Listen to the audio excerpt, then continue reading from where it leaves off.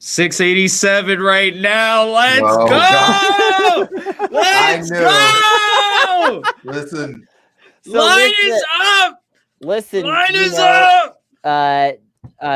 Not Safe made a profit last year, and That's right. we are capitalists now. We're stonk traders. We are stock traders.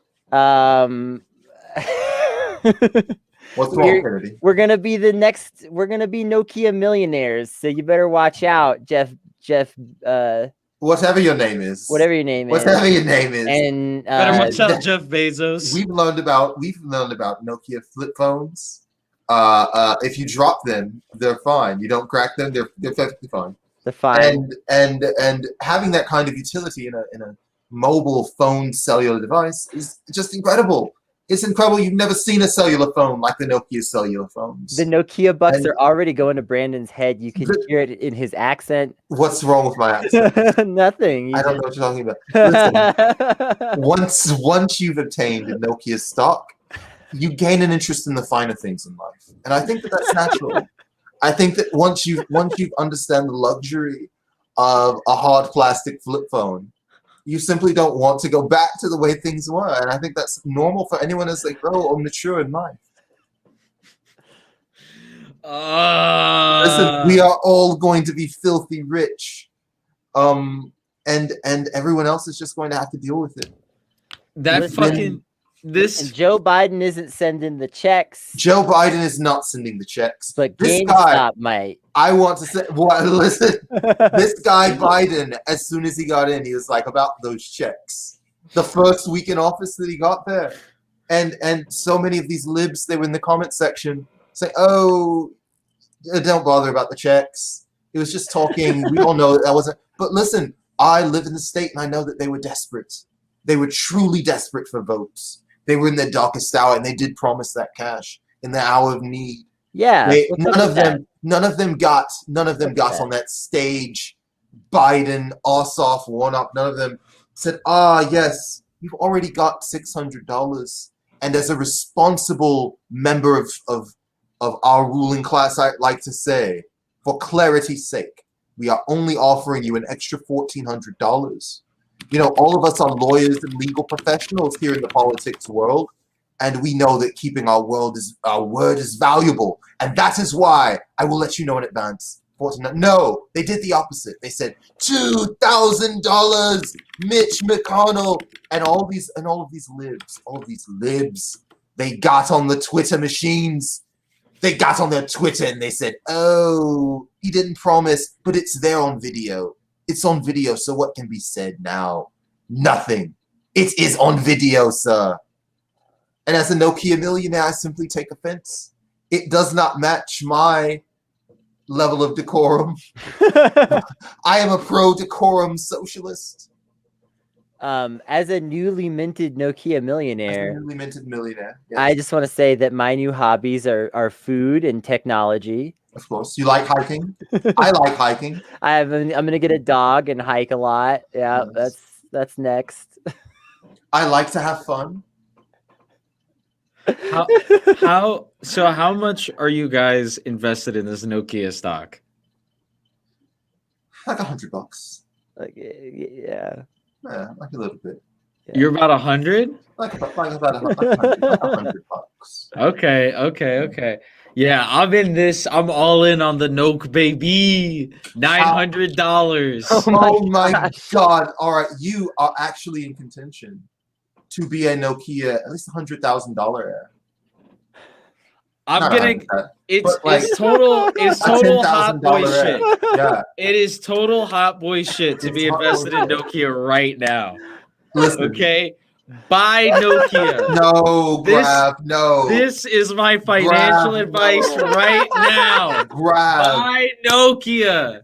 Buy Nokia, okay? There's no greater financial advice in this world other than to buy Nokia. If it dips, you buy it. That's my advice. Take me off the big screen. Listen, Grab, you are a man of honor. We are men of honor. We cannot be doing insider trading. This is exactly what CNBC does. Jim Cramer buys a bunch of phone stocks and tells everyone, oh, buy. And by the way, all of these people have been telling their cohorts not to purchase the phone supplies. I mean, AMC stock. They've had some excuses like, oh, Robinhood, oh, they're out, because all of this is really about Wall Street. Like at the core of all of this, and what makes it funny, what makes this a good, funny, quality meme. Although I will continue to speak with that. Listen, once you've given Nokia $100, it transforms you as a man. You simply become different. And I encourage all of you. No, I encourage all of you to only gamble with what you can afford. I've been very modest, but it is newsworthy because this is about Wall Street. Yes, this is about screwing with the people that screw with the numbers normally. Yes, and I do feel like, and this should be mentioned, the true meme value of this is that it's not really about Wall Street justice. Like, it is maybe a third, maybe half, but a lot of it is about nostalgia, because what these venture capital firms do, is kind of carving a company up over time to its core assets and then selling it. And it's bad for your nostalgia. If you love GameStop when you were a kid, and who runs GameStop now? Well, it's not Dave GameStop. It's like Bloodsuckers Incorporated, and they're making the GameStop a worse place to be all the time. AMC, same deal. How many of us went to AMC theaters? First, place, or Nokia. How many of us have memories about Nokia? And all of these companies have been bought out by like these horrible firms, and everyone remembers them, and so they all have good nostalgia value for this sort of thing. It's fantastic. I think it's great. Yeah, it's truly, but like it just goes to further. I threw kind of like a bomb in the text message with my mother, where I was like, hey, by the way, the New York Mets are broke because the economy is fake, LMAO. Because I remember having that conversation with my mother, because she was like one of those, oh, well, we can't really lock it all down because of the economy. And I was like, yes, you can. What the fuck? The economy isn't real. She was like, okay, type situation. And then I explained to her, like, yeah, so a hedge fund manager or a hedge fund company owns the New York Mets, which is viewed as like a liability against a bad trade. And they made a bad trade because they bet against GameStop, who they thought that GameStop was going to file for bankruptcy this year and get out of the market. So everybody, that's the main crux of the story. And like now my grandmother's favorite baseball team is broke. Listen. Amazing. Yes. Has nothing to do with team performance or labor. Nope. Just a bunch of people making bad bets. Gentlemen, as you are aware, as a aspiring Nokia millionaire, I am simply swamped with urgent business that requires my attention. However, I did want to sit here and enjoy the luxury of your company and talk about the great success that we are having with our hard shell phones. I'm just so excited by impending success. I want to come share it with you. Rachel is in transit, and I don't think she's ready yet, but I'm sure she will join you very soon. But I know in the meantime, the two of you are more than capable of holding it off. I will see you later. I wish I had my Nokia phone. I have one. It's across town. And it would have been really funny to have one and hold up to my head. It would have been hilarious. I can't hear you. I can't. Yes, it's a gold Nokia phone. Yes, indeed. It would have been hilarious to have my gold Nokia. We gotta make that a T-shirt. My gold Nokia phone. Yeah, I could have. Not safe media. Gold Nokia phones. I can't hear you through all this money. I can't hear you. The Nokia's blocked my hearing. Gentlemen, thank you for your time, and thank you to all of you at home. Please donate to the Patreon. Keep us running. I am off, but thank you for your time, gentlemen. Have a great day. Yeah, so basically, we're going to get even more into this at the end of the show. We're going to take a break in a minute. We're going to talk a little bit about just some of the daily news, things that are going on that aren't stonks. But before we take the break, I want to give just a really brief summary of like what is actually going on with the stock market. Setting the jokes aside for just a minute. Basically, large venture capital firms short sell large amounts of stock a lot. And what that means is that they speculate on the price of the stock going down and making money off of that. So they are trying to make money off of the decline of a thing.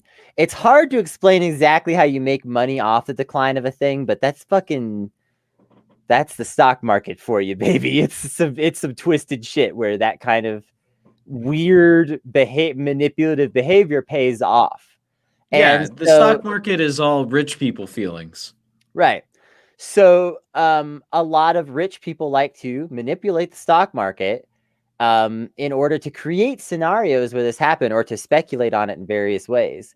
And what happened was a relatively large group of amateur investors on Reddit looked at what a couple of large hedge funds, one in particular, Melvin Capital in particular, were speculating on with short sells and said, what if we made that short sell a huge loss for them by driving up some weird stocks that don't really have a reason to go up right now? Essentially, this is the type of manipulation that corporations do every day. But in this case, it was just like a bunch of internet memers leading it. And that's what led to the situation that we're in now. It's very interesting. It's very amusing.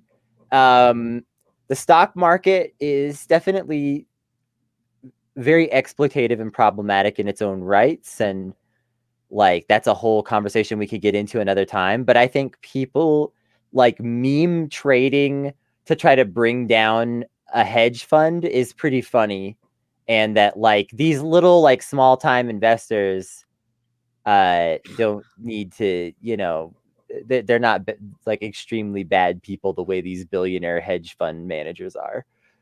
Right. Yeah, exactly. And I think the coolest part about this is not only like some of them, a good percentage of them are like average everyday people like you and I, right?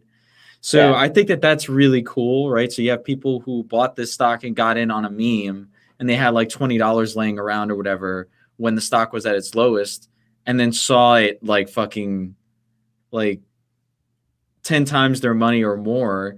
I think that's fucking great, right? And then they get to put that money towards whatever that they wanted, especially since the government isn't taking care of us. But I think like overall, I think that this is pretty awesome, and it didn't require them like exploiting the backs of laborers, right? They just all did all this on like Robinhood and all this other stuff. Like GameStop was offered as like a free stock, I believe, with a Robinhood sign up. At one time. Yeah, at one point in time. So it's just like, yeah, no, a lot of this is like stuff that you can do. And it's funny, right? Because the way shorts work, you can use that as a weapon to make a stock cheaper, right? Because all it takes is like one really big hedge fund that is like managing millions and millions of dollars to place a short call on something and then publicly announce it, or maybe like leak it somewhere, right? That, hey, we actually have a short call on this. Then other people would be like, well, clearly this hedge fund that is in like charge of big capital is in the right, because obviously they're the ones that have all the most intelligent, people at work and economists and all that other stuff, big brain people at work to figure this all out. So then they just stockpile onto it. So then that browbeats the stock to going even lower. And then you just buy at low, right? But again, this is all based on like how people feel about a situation. It's not based on like what actual labor is doing on the ground. Yeah. It's so disconnected from reality.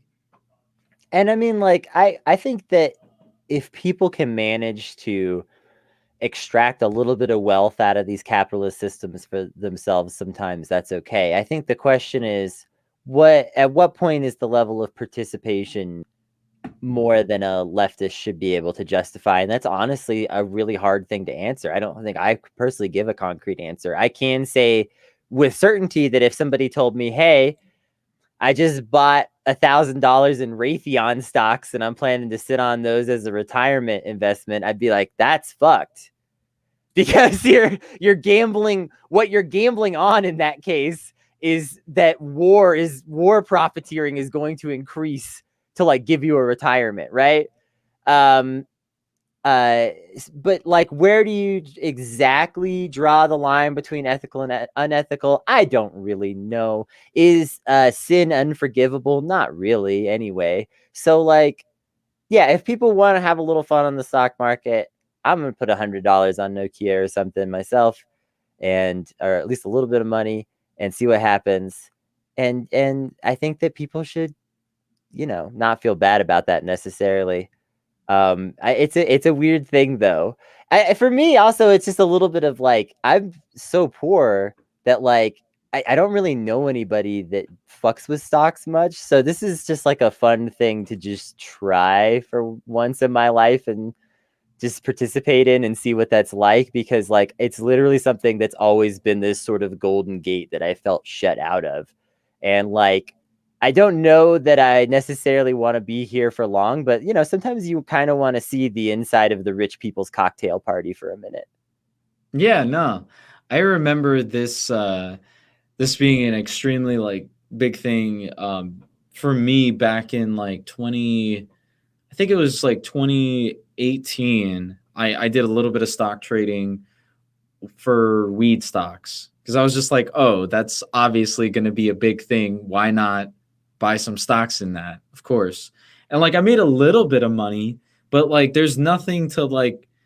First of all, what I learned was that if you don't have a lot of money to play with, the gains that you make ultimately aren't going to be that big, right? Unless you're like one of those like penny stock people who buy like, stocks that are like $1 or something or whatever, and just put like or not even like 50 cents or something like that, put in $100 or whatever, and then suddenly it jumps to like $5. What up? Yeah. Hi, everybody. Hey, yeah, you made it. I missed the Stonks. Actually, I was here, like in the green room, but my phone was being weird, and like I had to completely restart like the phone. It was weird. Oh, gotcha. I am excited for when my computer gets back. Yeah, for sure. Everybody. Hey. I hear it's the 80s again. It's the 80s again. Your sweater says it all. Mm-hmm. We're all trading stonks. Yep. We're doing a lot of cocaine. That's enough cocaine to make stonks. I'm doing cocaine right now. Can't you see me doing cocaine? This is what it looks like. It doesn't. Mm-hmm. I should have brought pixie sticks to snort or something. How does it really dramatic. How does it feel to watch line go up? I feel nothing. I just conditionally feel absolutely nothing about the stocks because I think the stock market is evil and gambling, and I don't find gambling interesting. Like I've done it and it just didn't do anything for me. So I don't get that like high off of it. I don't like enjoy losing money. I don't feel like losing money. Ultimately when you buy stocks, like especially if you're doing shorts, you're going to lose like a lot of money, and I don't really know how to do it. Gotcha. Okay. Mm-hmm. Okay. We feel it. I have, however, had a bunch of people really patiently explain to me like what the hell they were doing. And so I now at least kind of understand how they got boned, which is nice. Right. Yeah. I think this is a reasonable concern. And I think, it is gambling. Mm-hmm. It's 100% gambling. Oh, yes. I just think also, though, that, like, can you blame someone for doing risk behavior in this fucked up world is really where I fall with it. Like, like 2021 is hellish already. 2020 was awful, and things before 2020 weren't that great. I just think that, like, of course, people are going to be attracted to risk behaviors right now. Does that mean it's good, or that I want to say that people should do it? No, but I think if people do it, that I'm not going to condemn them for it, is the main point I've been trying to make, because I also agree with this take that, like, yes, in my ideal world, everything's a co-op, but it's not, and we're here in this hell world. And yeah, if people want to gamble a little money on the stock market because they think it's a fun meme, just whatever, I guess. Hey, Kennedy. That's my. You said doo-doo. No, I agree with you. Like, I sincerely agree. I think, if you want to throw some cash on it that you can afford to burn, go ahead. You're not going to, like, lose anything, really. Like, if you are fine with losing the money, you don't lose anything but the money. You're not doing ridiculous things like buying stocks you expect to be worth less money later and promising to buy them back when you sell them at a higher value or whatever. Just don't spend more on this than you would spend on weed or something like that. Yeah. That's all in on Nokia, baby. Way less than you would on weed. Like, way less. Like, so much less than you would on weed. So we're going to take a quick break. We'll be back in 60 seconds, and we'll talk a little bit about what else is in the news today. And then at the final part of the show, we'll see what Marx said about Stonks.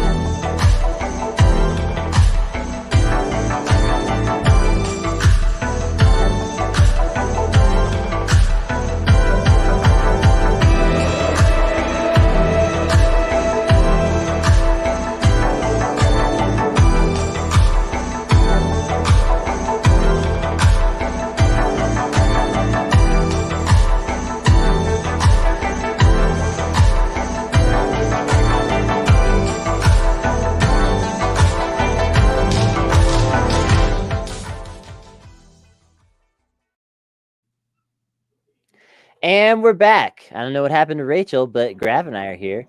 Hey. Let's kick this off by talking a little bit about the status of Trump impeachment, because people do want to know about these things. We don't have to dwell on it, but so the Republicans have tried to block it a couple of times. It's failed. They are rallying to try to block it again. It looks like it'll probably fail again. That's the status. The Republicans are going to drag this out as long as they possibly can, but Trump probably will be impeached this time, the way things are going, or at least it's relatively likely. Well, okay, so like the impeachment is already happening, right? Like the impeachment is the trial itself. What is more likely is he will be formally removed from the office, which you can do retroactively, so that you can then withdraw all the benefits of the presidential office that you get after you leave that office. So they're basically trying to just throw up their hands and say, you know what? You're not our fucking problem, Donnie. Yeah, and he couldn't run again and other stuff. So, yeah. We've talked about this before. It's not incredibly significant. It could have some small benefits to things. But mostly I just wanted to talk about the fact that, the Republicans are going to drag this out and make it into a huge spectacle, which is unfortunate because the benefits of impeachment might be outweighed by dragging this out and taking up time that should be going to things like, I don't know, COVID relief checks. Haha, what? What are those? I don't know anymore. I knew back when the Senate runoff was still going on, I knew what they were, but for some reason I've forgotten since then. Of course. Oh man, yeah. What else is in the news? Proud Boys. The leader of Proud Boys was a snitch. I love this so much. This is like such a perfect microcosm of Boogaloo culture, right? Because like they arrested this guy, however many years ago, it's like 2012 or something, in the early tens or teens or somewhere in there. And the first time they arrested him, he fucking rolled over. It was just like belly up, like I'm an informant now, like whatever it takes to get me like out of trouble. If you want, my dick on a platter for the rest of forever, good news, it's yours. Just immediately rolled over, which is great because these people are vipers. Like you should expect this from them. Yeah. Also, they're bootlickers, so like they don't have the same kind of ingrained mentality towards how you talk to police that like leftist activists tend to, and things like that, because ultimately even if they have some qualms with the state that they express, they fundamentally support a type of state relatively similar enough to this one that fundamentally they respect this, like the apparatuses of this government, especially like the violent police type ones. So like so a more left-leaning activist, or even just a more left-leaning criminal, would be less likely to talk to the cops and tell them everything, because there's a mentality that's in that culture that you don't do that. But the Proud Boys literally tell the cops anything they can. Yeah, they call the cops, before their rallies and say, "Hey, we'll be there. What's up? You want to hang out and get a brewski?" Yeah. Well, I figure there's a difference here, though, between like the FBI and the police, right?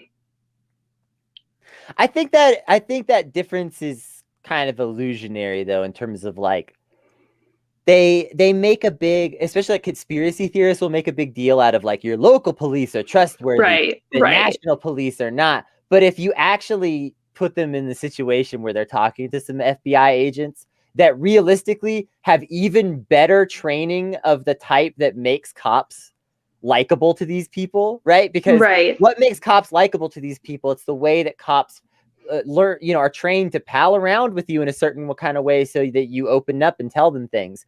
The FBI agents are even better trained for that. So these guys that are sycophants for that kind of behavior, they're just going to fall for it.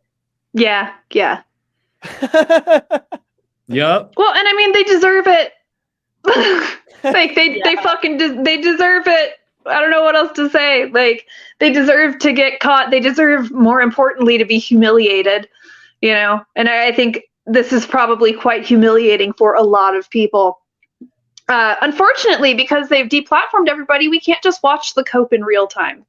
And that is one sort of, for all of the things that we gained by taking these people off of, international platforms, I do miss watching them cope. It would be a little funny right now. I still would rather have them be deplatformed, but it would be funny.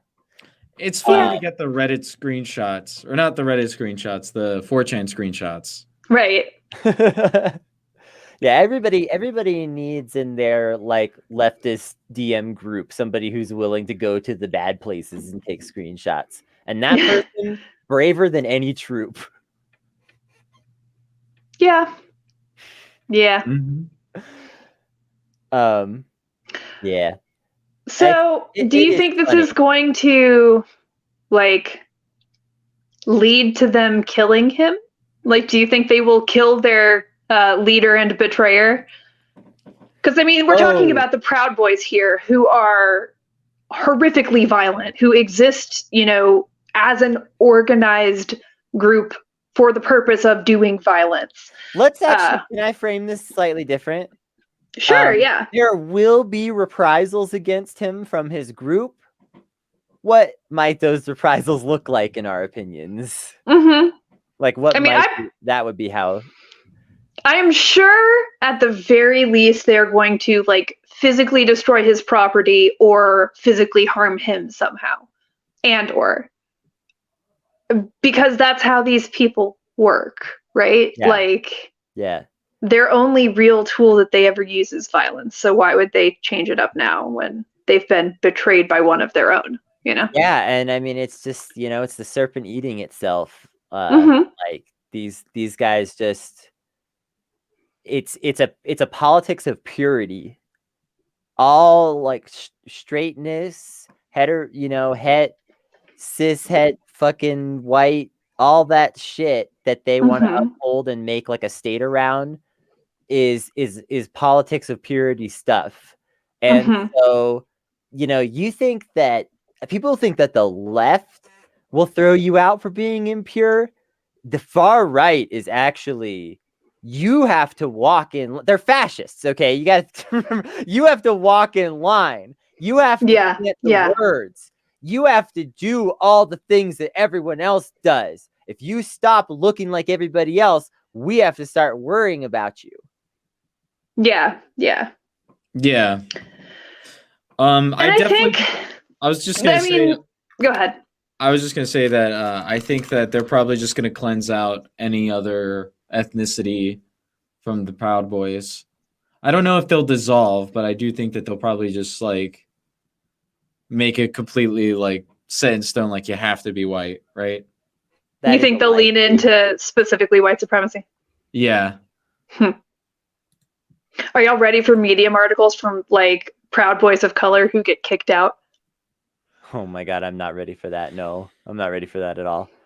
I could see that though, because we've seen this sort of thing a lot where it's like, oh, they were secretly Antifa. They were secretly this. They were secretly, you know what I mean?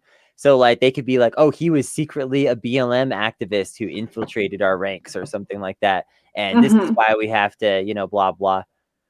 I mean, I think that's a realistic expectation. I think that it's not impossible. We see this with cults, right? And I mean, the difference between a cult and a political organization is not as big as you might think. We'll start from there.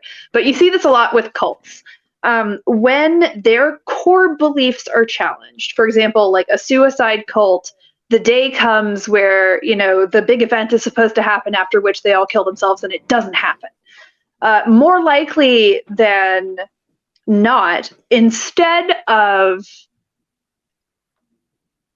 sort of updating their beliefs and their behaviors to this new information of, wow, we were completely wrong about this, but what if other things are wrong? They will just double down and they will say, well, obviously it's because we prevented it from getting worse and happening today. And we have to just sort of stay true to the course to keep it from happening later. Right. And we see very similar things with, these kinds of radical groups. They find people who are vulnerable, who are feeling powerless, who are susceptible to, suggestion. So usually people who are younger, especially teenagers, especially teenage boys who are, kind of looking for a place to find their footing. And they suck them in, and then they just completely build the rest of their worldview around the expectation of this group itself. So I don't know to what extent even an extremely high level betrayal like this will even slow them down that much. But maybe a couple. It'll be funny if it does, that's for sure. Who knows? And I'll say this too, is that cults, like, you live in the South, so you know all about apocalypse preachers that have a new date for the apocalypse every fucking few years. Yes, I know about revivals. Yeah, and like these people will be like, oh, the apocalypse is coming on August 5th, 2003. You gotta get ready. You got to get your soul right with God before August 5th, 2003. That's the day of Revelations. I figured it out because I opened up the book of Revelations and I did some math that no one could possibly comprehend or recreate. And then what happens? It's August 5th, 2003 and nothing happens. And then it's August 6th, 2003. And then it's really like, okay, dude, we waited all day. And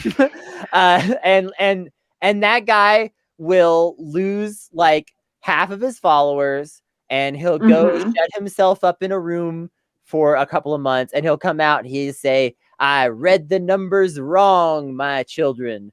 Do not fret.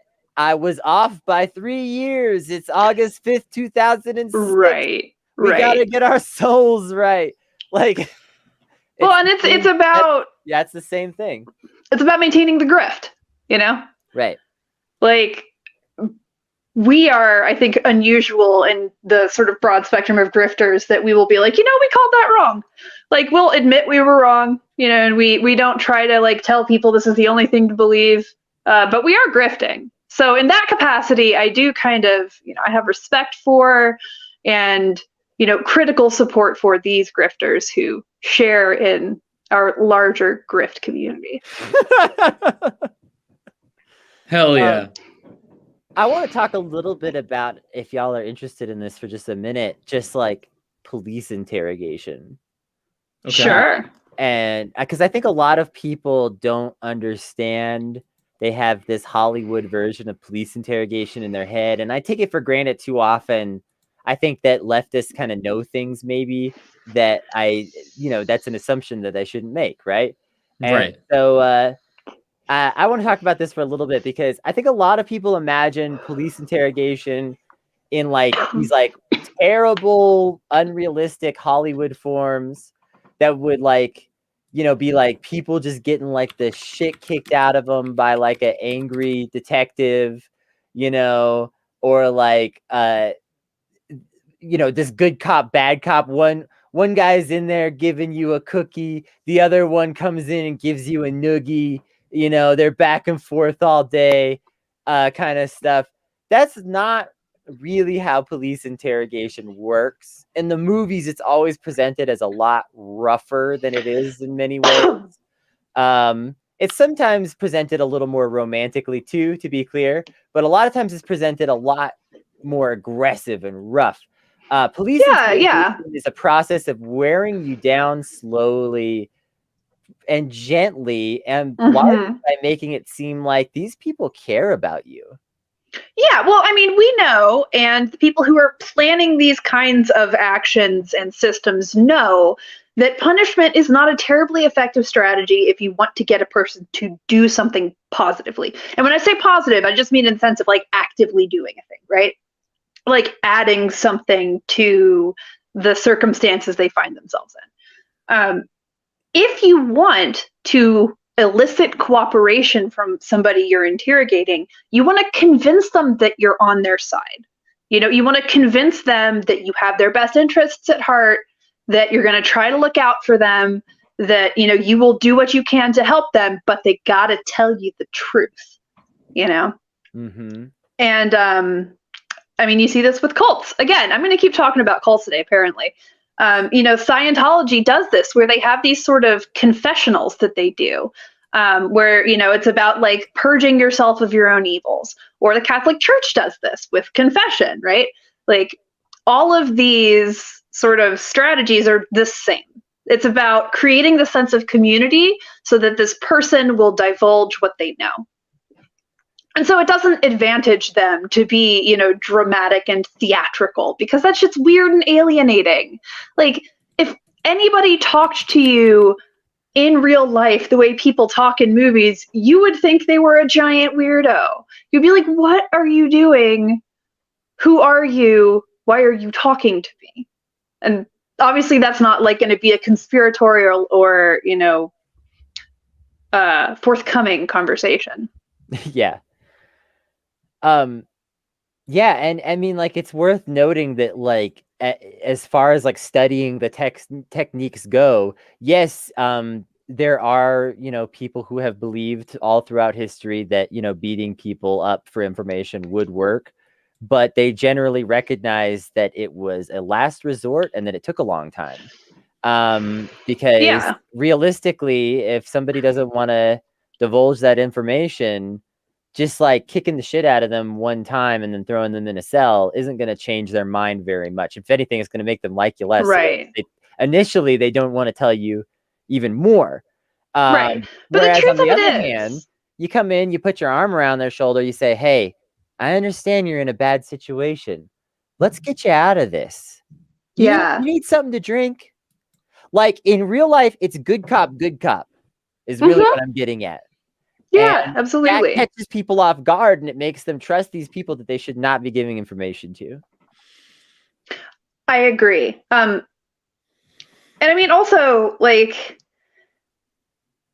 if you have to break somebody to get them to give you information, they're not going to give you reliable information.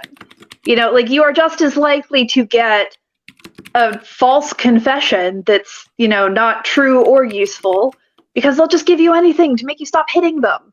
Like, that, it doesn't work. That's never going to work. Torturing people does not work. It's a huge, expensive waste of time. Yeah. Yup.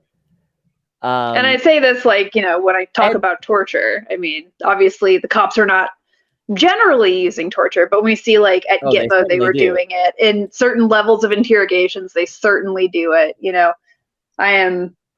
Yes, but in general, you know, they won't, and that's devious because they'll get you thinking that they're on your side. And it wouldn't surprise me if this Proud Boy leader has never been in a serious interrogation before this, because up till now he's always been friendly with the cops, and you see how the cops treat white nationalists. They like hang out with them for a few minutes, ask them questions like they're just chilling with their buds, and then let them go. They don't take you, they don't even take you down to the station. You know what I mean? Like they don't even do that sort of thing to you. This guy is probably never really had to deal with that kind of like coercive, manipulative, emotional interrogation before. And like it probably just broke through him instantly because it's very devious and it's very deceiving. Yeah, well, and these people are not super high EQ for the most part. You know, this is not an organization of deeply empathetic people. No. Like, I would not anticipate they would be particularly effective at manipulating other people emotionally like that. Yeah. I had a thought and it's gone now. Sorry. Well, I'll say one more thing, which is that, to be clear, this type of emotionally manipulative interrogation does produce false confessions too. Because, you know, if you're scared out of your mind and you just really want to go home, and someone's got, you know, again, arm around your shoulder, what can we do to get you out of here, bud? Just tell me what I need to know. Eventually you start making stuff up in that situation too sometimes. So like these techniques are perfect, but they know that they're more reliable. And so that's what they're more likely to do to you in general, is to surprise you with this sudden kindness. And they only do that when they think you know something good. They only do that when they think they're probably buttering this dude up. He's probably getting fed nice.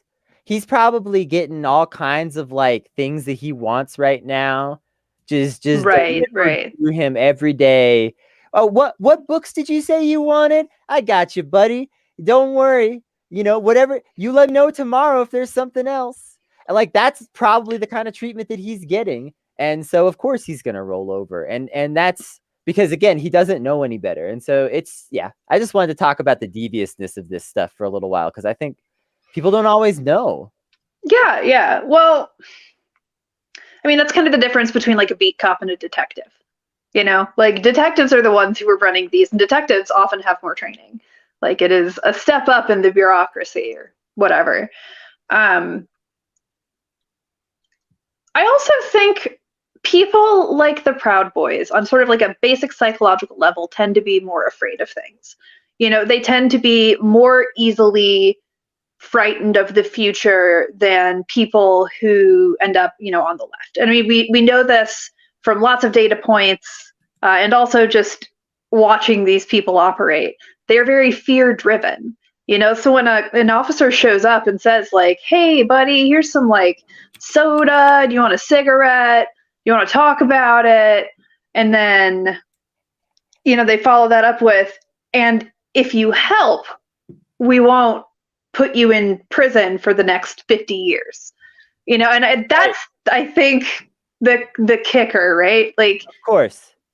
And again, prisons should be abolished, right? They're horrific. That is not a thing that anybody should ever do to another person. And these people know that prisons are bad. Like, they know. Yeah. They also have friends who have been, in prison, and they have heard about it. Yeah. For sure. We're going to take one more quick break. When we come back, we'll see what did Marx have to say about Stonks. See you soon.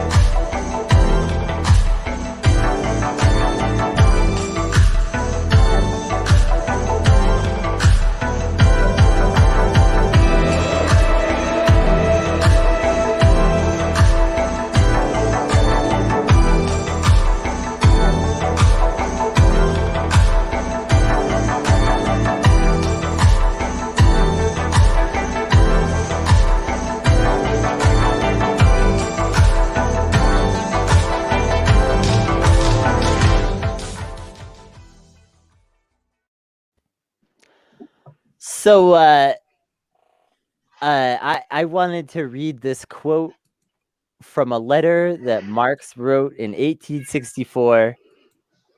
I have, which will surprise you not a little, been speculating, partly in American funds, but more specifically in English stonks, which are springing up like mushrooms this year, in furtherance of every imaginable and unimaginable joint stock enterprise, are forced up to quite an unreasonable level and then, for the most part, collapse. In this way, I have made over £400, and now that the complexity of the political situation affords greater scope, I shall begin all over again. It is a type of operation that makes demands on one's time, and it's worthwhile running some risk in order to relieve the enemy of his money. So there you have it, folks. Marx was into meme day trading. Y'all, Marx was a Redditor. Marx would have totally been on Reddit. Yes. Oh my God, yeah. He totally has that personality type, right? Like, yeah. 6 the I know literally everything Redditor. guy. Mm-hmm. The response so long you have to put it in 2 comments. Yeah. I mean, that's basically Communist Manifesto. How many upvotes on average? But But like 70,000 karma because they do post really good discussion prompts. Yes. Mm-hmm. I thought that was really funny. And so, yeah, if Marx can see the value in possibly extracting a little capital from the ruling class through meme trading, then I don't blame some modern day leftists for doing the same on Reddit and Twitter today. Yeah. Yeah. Follow your dreams, Redditors. Post Maybe memes, not all become memes. Not all their dreams. That's how we got Donald. Yeah. God, see, I was at one point a Redditor, like a very Redditor, and like all day on Reddit. Not like all day, but like most of my free time, kind of like I am with Twitter now. And same. Yeah, I had the social media addiction, but I went back recently with my updated politics, and I have just been like getting downvoted into oblivion. It's amazing. I posted a tweet or like one of my tweets there just because like I was like, this is kind of milquetoast. Let's see what they think of it. And they were like doing dunks on me. Like, this is neither funny nor informative. And I'm just like, I don't know y'all at all anymore. Yeah. Reddit is bizarre. I constantly go on the Power Rangers whenever somebody praises SPD or one of the other seasons of Power Rangers. I think it was SPD and Time Force. I always say ACAB in the comments, and I always say ACAB includes SPD and Time Force. Always. Sometimes I get downvoted, but then sometimes I do get upvoted, and then I'll have somebody that replies being like, before these past like year or whatever, I would have downvoted this, but yeah. One of them said, freeze or you'll die or something like that. That really like kind of put me in a bad spot. I was like, okay, yeah, thank you for seeing this the right way. It's never the wrong time to tell people cops are bad. Like, it's always the correct time to inform people how bad cops are, which is endlessly, essentially. It's also always the right time to decide cops are bad if you haven't made that decision before. Yes. Indeed. It is always the right time to notice the pattern. Bringing it back around to our big boy Marx, he obviously had no way of conceiving of the internet. Like, that was so far from any kind of precedent. There was absolutely no way to even predict how, the technology of smartphones would suddenly change everything in terms of how we engage with the economy and each other. But I do think, he had sort of a vision for this. And he at least had this sort of understanding in the abstract, right? That like, collective action can accomplish these massive goals. And so I figure, like, extrapolating from that, my thesis here is Marx not only would be a Redditor, but would have been like enthusiastically promoting this, like running the talk show circuit, like telling Joe Rogan about it, like that kind of like just into it. Yep. Yeah. However, I have to say, you say Marx could not have conceived of the internet, but how do you explain this photo he took? Wow. I can't explain this. I'm sorry. I have finally learned the error of my ways. Marx, thank you. You have never posted cringe, and I appreciate that about you. All right, folks, let's wrap this up. Grav, what do you got to plug today, my good friend? All right. So, hello. You can follow me on Twitter. I'm at Gravcast. I've got a Power Rangers podcast that I do with Kennedy here. We call it Sentai Truther Club. It's at Sentai Truther.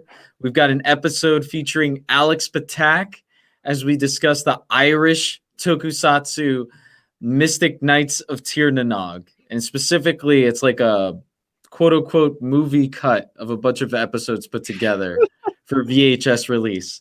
Very funny episode, and it releases tomorrow. Again, that's Sentai Truther Club. Thank you. Hell yeah, Grav. Thanks for stopping by. Rachel having interesting times over there. Thanks everybody for tuning in, watching, being here with us today. Thanks everybody. I'll just mention this again, who contributed to the Fix Rachel's Computer Fund so that we could stop having Rachel be a strange robot in a few more days, hopefully. If you want to be a regular contributor to the show, it makes a big difference. This is 100% independent media.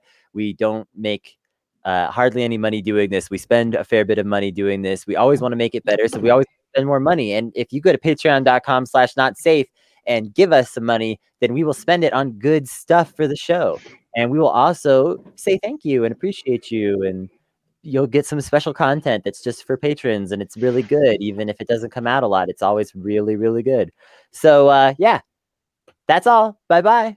Bye. Actually, wait. But actually, this time, I do want to take a second and just let everybody know that we are going to be airing a new show on Friday. It is called Post Tech Radio, starring, hosted by whatever, Ada Powers, who rules. It is at 3:00 on Friday, right before Ungirl. And we will be playing it again after Ungirl. So if you missed it the first time, don't worry, check it out. Ada's one of my favorite humans. And every single topic she's pitched me sounds fascinating. So it's one that I actually myself am looking forward to watching. Yes, and I helped create it because I gave the name suggestion. We love it. Yeah, All it's gonna be right. great. Bye. Your new favorite leftist tech show. Bye bye. Bye bye.